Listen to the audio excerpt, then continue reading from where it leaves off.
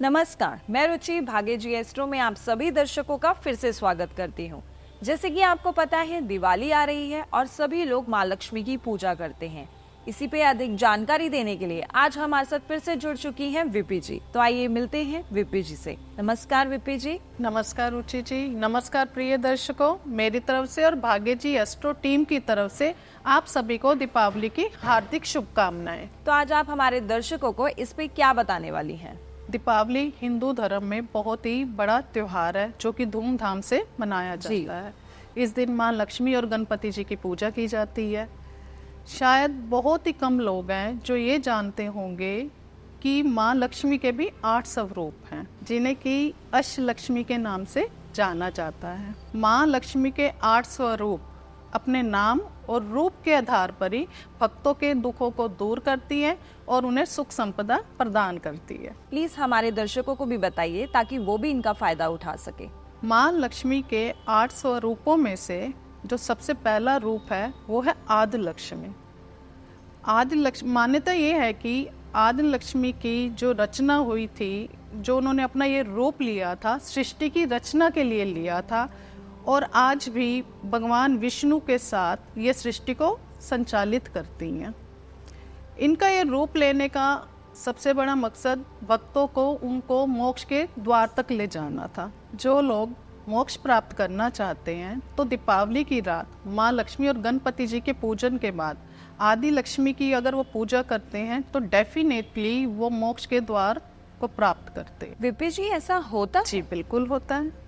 मतलब देखिए, हमारे जीवन का उद्देश्य मोक्ष ही होना चाहिए, परंतु आज के युग में लोग क्या कर रहे हैं, धन, बस पैसा पैसा पैसा। लेकिन हमारा जीवन में, सृष्टि में हमारा पैदा होने का मकसद मोक्ष की प्राप्ति ही है, अंत मोक्ष ही है। बट ठीक है, सब लोगों का अपना चॉइस रहता है, इसलिए मैं बोली जो लोग मोक्ष को प्राप्त करना चाहते हैं तो दीपावली की रात आदि लक्ष्मी की पूजा करें ताकि उनको मोक्ष मिल सके। रुचि जी, अब हम बात करते हैं माँ लक्ष्मी के दूसरे स्वरूप की, जो कि है धन लक्ष्मी। नाम से ही पता लग रहा होगा, इन्हें महालक्ष्मी भी कहा जाता है, यानी धन संपदा प्रदान करने वाली। मान्यता ये भी है, माँ ने यह अपना रूप विष्णु जी को कुबेर जी से कर्ज मुक्ति कराने के लिए यह रूप धारण किया था। जो भी लोग कर्जों में डूबे हैं, आर्थिक अपनी परिस्थितियों से परेशान हैं, अगर वह माँ धनलक्ष्मी का पूजन करते हैं दीपावली की रात को तो डेफिनेटली वो कर्ज मुक्त हो जाते हैं। क्या ये सच है? बिल्कुल जी। माँ लक्ष्मी ने अगर धनलक्ष्मी का रूप धारण किया था, विष्णु जी को कुबेर जी से कर्ज मुक्त करा सकती है, तो हम ही अगर उनकी श्रद्धा भाव से आराधना करें, प्रार्थना करें तो डेफिनेटली हमें हल मिलेगा ही मिलेगा। इसके साथ थोड़ा सा हम उनको प्रसन्न करने के लिए कुछ और कर लें, जैसे कि दीपावली के दिन रंगोली तो बनाई जाती है। अगर इसी रंगोली को लाल रंग से घर के साउथ ईस्ट डायरेक्शन में बना दें तो माँ धनलक्ष्मी और ही प्रसन्न हो जाएगी। कुबेर जी को नॉर्थ दिशा में स्थापित कर दें और माँ लक्ष्मी के साथ साथ माँ धनलक्ष्मी की आराधना कर दें तो डेफिनेटली हमें रिजल्ट मिलेगा ही मिलेगा। आर्थिक स्थितियों से परेशान लोग, कर्जों से परेशान लोगों को मुक्ति मिलेगी ही मिलेगी। विपी जी, ये तो आपने बहुत अच्छी बात बताई है उन लोगों के लिए जो ज्यादातर कर्ज लेते रहते हैं, तो वो ये सब करके कर्ज मुक्त हो जाएंगे। देखिए, आजकल लोगों को ना अपना लाइफस्टाइल स्टेटस चाहिए। लोग कमा तो रहे हैं, परंतु क्या हो रहा है कि पैसा अंधाधुंध खर्चा जा रहा है, सेविंग्स नहीं हो रही है। अपना लाइफस्टाइल और स्टेटस बनाने के लिए लोग कर्जा भी ले लेते हैं। अगर ऐसे लोग माँ लक्ष्मी के पूजन के पश्चात अगर धन लक्ष्मी की पूजा करते हैं तो डेफिनेटली वो कर्ज मुक्त हो ही जाएंगे। माँ लक्ष्मी का जो तीसरा स्वरूप है वो है धान्य लक्ष्मी। पहले हमने सेकंड स्वरूप की बात करी धन लक्ष्मी, अब ये है धान्य लक्ष्मी। दोनों में अंतर क्या? हाँ, धन लक्ष्मी को प्रेजेंट है और धान्य अनाज, धान्य मतलब अनाज, यानी कि जो लोग दीपावली की रात धान्य लक्ष्मी की पूजा करते हैं उनके घर अनाज का भंडार लगा रहता है, कभी भी अनाज की कमी नहीं होती है। देखिए, कुछ लोग ऐसे भी हैं जिनके घरों में अनाज तक नहीं है, खाने तक को नहीं है।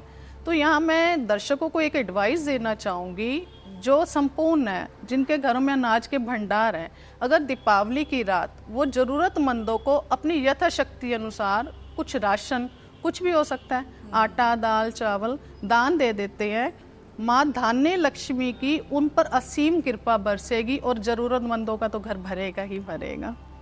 तो ऐसे इस दिन को लोगों को चाहिए कि जरूरतमंदों की अनाज के साथ सेवा करें, उनको दान करें। आई होप कि आपकी बात सुन के हमारे दर्शक इन सब चीजों को फॉलो करेंगे। जी, अब ऐसा करने से होगा क्या, उन पर माँ जो धान्य लक्ष्मी है उनकी असीम कृपा बनी रहेगी। रुचि जी, अब बात करते हैं माँ लक्ष्मी के चौथे स्वरूप की, जो कि है गज लक्ष्मी। आपने देखा होगा माँ लक्ष्मी के पीछे 2 हाथी विराजमान है, सूंड उठाए हुए।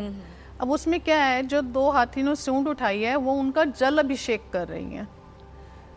लोग जो कि अपनी गवर्नमेंट रिलेटेड प्रॉब्लम से परेशान है ना, जैसे कि आप कह सकते हो कि गवर्नमेंट कोई भी अड़चने आ रही है काम में, पॉलिटिक्स में, ये सब गवर्नमेंट के ही काम है। अगर ऐसे लोग माँ गज लक्ष्मी की पूजा करते हैं तो डेफिनेटली हर तरह से जो गवर्नमेंट अड़चने उनकी लाइफ में आ रही हैं उनसे उनको मुक्ति मिलती है। बस एक बार साधारण सा उपाय है यही कि माँ लक्ष्मी के पूजन के पश्चात गज लक्ष्मी की पूजा शीर सूक्त का पाठ करके कर दिया जाए तो डेफिनेटली उनको लाभ मिलेगा। आपके कहने का मतलब कि गवर्नमेंट सेक्टर वाले लोगों के लिए अच्छा रहेगा। जी, जो भी लोग जैसे गवर्नमेंट एम्प्लॉई हैं और तरक्की चाहते हैं तो उनको और तरक्की मिलेगी, अड़चने आ रही हैं तो उनसे मुक्ति मिलेगी। करना क्या है, बस माँ गज लक्ष्मी का हमें आराधना करनी है, इससे ज्यादा कुछ नहीं करना। एक बात और रुचि जी, कुछ लोग किसी कारणवश अगर श्री सूक्त का पाठ नहीं कर पा रहे हैं, अगर उन पर माँ की कृपा हो जाए और उन्हें हाथी दिख जाए तो उन्हें गन्ना खिला दीजिए। तो यानी जो उस पाठ का फल मिलना है, गन्ना खिलाने से भी उनको उतना ही फल मिलेगा।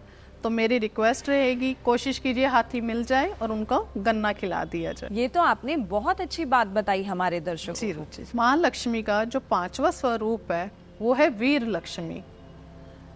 अब हमारे जीवन का युद्ध हो, मैदान का युद्ध हो, हमें किसकी जरूरत होती है? एक साहस की जरूरत होती है, हमारे पराक्रम की जरूरत होती है कि ताकि हमें विजय प्राप्त हो। तो जो माँ वीर लक्ष्मी है हमें साहस प्रदान करती है। आजकल आप देखिए क्या है कि लोगों में ना साहस की कहीं ना कहीं कमी है। झगड़े फसाद उल्ट सुलट बातों में मतलब झगड़ लेंगे, लेकिन जहाँ उन्हें कॉन्फिडेंस दिखाना चाहिए, जहाँ हमारे प्रेजेंटेशन की जरूरत होती है, वहाँ लोगों का कॉन्फिडेंस लूज हो जाते हैं। आप बच्चों को ही देख लीजिए, पढ़ाई में अच्छे हैं लेकिन कहीं ना कहीं वो कॉन्फिडेंस लूज कर जाते हैं।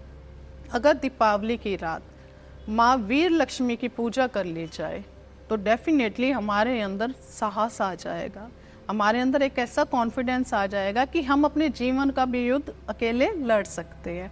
इसीलिए दीपावली की रात माँ वीर लक्ष्मी की पूजा करना भी बहुत जरूरी है। माँ लक्ष्मी का 6वां स्वरूप है विजय लक्ष्मी। इन्हें जय लक्ष्मी भी कहा जाता है, नाम से ही पता लग रहा है, विजय मतलब जीत। जो लोग केस मुकदमों में, कचहरियों में चक्कर लगा रहे हैं, उनके ऊपर मुकदमे चल रहे हैं, अगर ऐसे लोग दीपावली की रात विजय लक्ष्मी का पूजन कर लेते हैं तो डेफिनेटली आने वाले समय में बहुत ही जल्दी उन्हें ऐसे मुकदमों से राहत मिल जाएगी।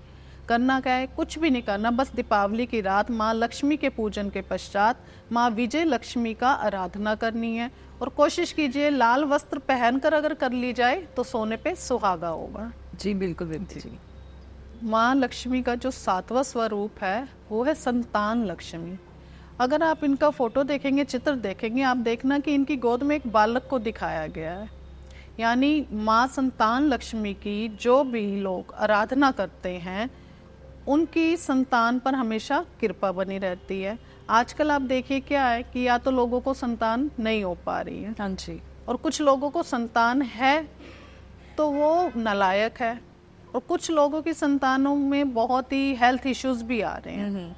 अगर ऐसे लोग दीपावली की रात माँ संतान लक्ष्मी की पूजा करते हैं तो इनकी संतान और अच्छी होगी, उनकी हेल्थ इंप्रूव होगी। और कोशिश कीजिए कि जिनके बच्चे स्वस्थ नहीं हैं उनके हाथों से कुछ दवाइयाँ अगर जरूरतमंदों को डोनेट करा दे तो माँ संतान लक्ष्मी की उनके बच्चों पे बहुत ही असीम कृपा होने लगेगी। विपी जी, ये तो आपने इतनी अच्छी जानकारी दी है उन महिलाओं के लिए जिनकी संतान नहीं हो रही। अगर संतान है तो काफी सारे हेल्थ इश्यूज हैं। अगर वो महिलाएं इन माँ के स्वरूप का पूजन करें तो उन्हें काफी फायदा मिलेगा। जी, निश्चित ही उनको संतान की प्राप्ति होगी। करके एक बार देखने की बस आपको यहाँ क्या करना है कि अपने इमोशंस को जरूर जोड़ना है माँ के साथ। विपी जी, मतलब दिल से पूजा करनी है, पूरे भक्ति भाव। जी बिल्कुल, ये बहुत जरूरी है। किसी की भी पूजा के वक्त हमारे उनके साथ भाव जुड़ना बहुत जरूरी है, चाहे वो माँ की पूजा हो या शिव की पूजा हो। जी। दीपावली की रात माँ लक्ष्मी और गणपति जी के पूजन के पश्चात अगर माँ संतान लक्ष्मी की पूजा कर ली जाए तो हमारी संतान के लिए बहुत ही अच्छा रहेगा। जो माँ लक्ष्मी का 8वां स्वरूप है वो है विद्या लक्ष्मी। इन्हें माँ सरस्वती के नाम से भी जाना जाता है। जी। अगर इस रात को बच्चे माँ विद्या लक्ष्मी की आराधना करते हैं, क्योंकि जैसे कि आप देखिए ये हमें कला और विद्या प्रदान करती है, स्पेशली इस रात को माँ लक्ष्मी के पूजन के पश्चात बच्चों को तो खास तौर पर माँ विद्या लक्ष्मी की आराधना करनी चाहिए। इससे क्या होगा, उनमें ज्ञान का भंडार होगा, उनकी कला में रुचि बढ़ेगी, उनमें कौशलता बढ़ेगी, उनके स्किल्स बढ़ेंगे।